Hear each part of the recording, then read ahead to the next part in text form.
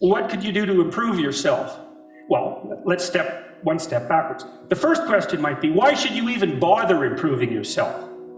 And I think the answer to that is something like, so you don't suffer any more stupidly than you have to. And maybe so others don't have to either. It's something like that. You know, like there's a real injunction at the bottom of it. It's not some casual self-help doctrine. It's that if you don't organize yourself properly, you'll pay for it, and in a big way, and so will the people around you. Now, and you could say, well, I don't care about that, but that's actually not true. You actually do care about that, because if you're in pain, you will care about it. And so you do care about it, even if it's just that negative way, you know. It's very rare that you can find someone who's in excruciating pain who would ever say, well, it would be no better if I was out of this. Sort of pain is one of those things that brings the idea that it would be better if it didn't exist along with it. It's incontrovertible. So you get your act together so that there isn't any more stupid pain around you than necessary. Well, so then the question might be, well, how would you go about getting your act together? And the answer to that, and this is a phenomenological idea too, it's something like, look around for something that bothers you and see if you can fix it. You can do this in a room. It's quite fun to do it just when you're sitting in a room, like a room, maybe your bedroom. You can sit there and just sort of meditate on it and think, okay, if I wanted to spend 10 minutes making this room better, what would I have to do? And you have to ask yourself that, right? It's not a command, it's like a genuine question. And things will pop out in the room that you know, there's a stack of papers over there that's kind of bugging you, and you know that maybe a little order there would be a good thing, and you know, there's some rubbish behind your computer monitor that you haven't attended to for like 6 months, and the room would be slightly better if it was a little less dusty and the cables weren't all tangled up the same way. And like, if you allow yourself just to consider the expanse in which you exist at that moment, there'll be all sorts of things that'll pop out in it that you could just fix. And you know, I might say, well, if you were coming to see me for psychotherapy, this easiest thing for us to do first would just be to get you to organize your room. You think, well, is that psychotherapy? And the answer is, well, it depends on how you conceive the limits of your being. And I would say, start where you can start. You know, if something announces itself to you, which is a strange way of thinking about it, as in need of repair, that you could repair, then hey, fix it. You fix 100 things like that, your life will be a lot different. You know, I often tell people too, fix the things you repeat every day, because people tend to think of those as trivial, right? You get up, you brush your teeth, you have your breakfast, you know, you have your routines that you go through every day. Well, those probably constitute 50% of your life. And people think, well, they're mundane, I don't need to pay attention to them. It's like, no, that's exactly wrong. The things you do every day, those are the most important things you do. Hands down. All you have to do is do the arithmetic. You figure it out right away. So 100 adjustments to your broader domain of being, and there's a lot less rubbish around, and a lot fewer traps for you to step into.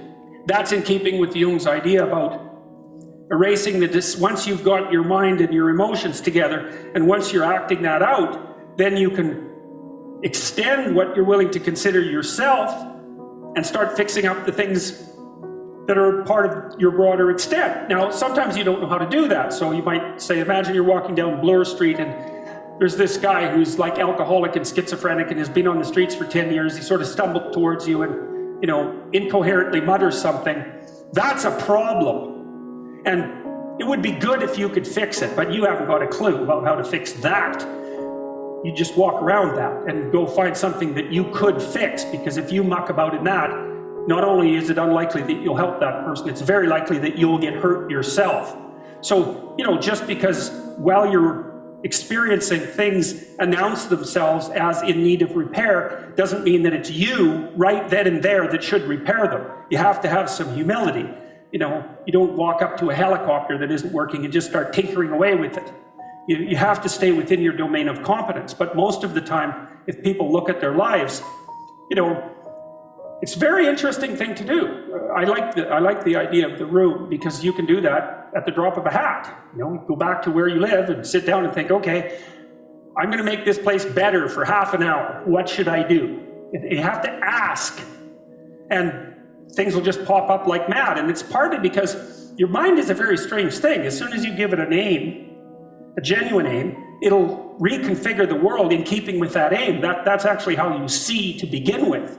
And so if you set it a task, especially, you have to be genuine about it, which is why you have to bring your thoughts and emotions together, and then you have to get them in your body so you're acting consistently. You have to be genuine about the aim, but once you aim, the world will reconfigure itself around that aim, which is very strange.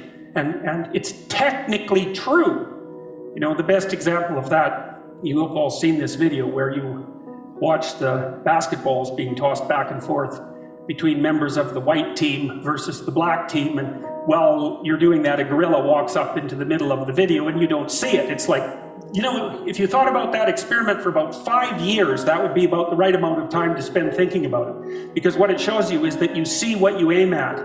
And that, man, if you can get one thing through your head as a consequence of even being in university, that would be a good one. You see what you aim at. And so, because one inference you might draw from that is, be careful what you aim at, right?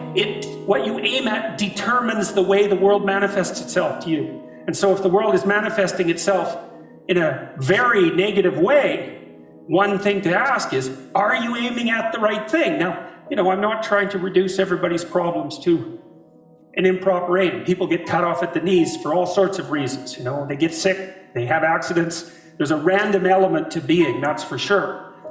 And so you don't want to take anything, even that particular phrase, too far. You want to bind it with the fact that random things do happen to people. But it's still a great thing to ask.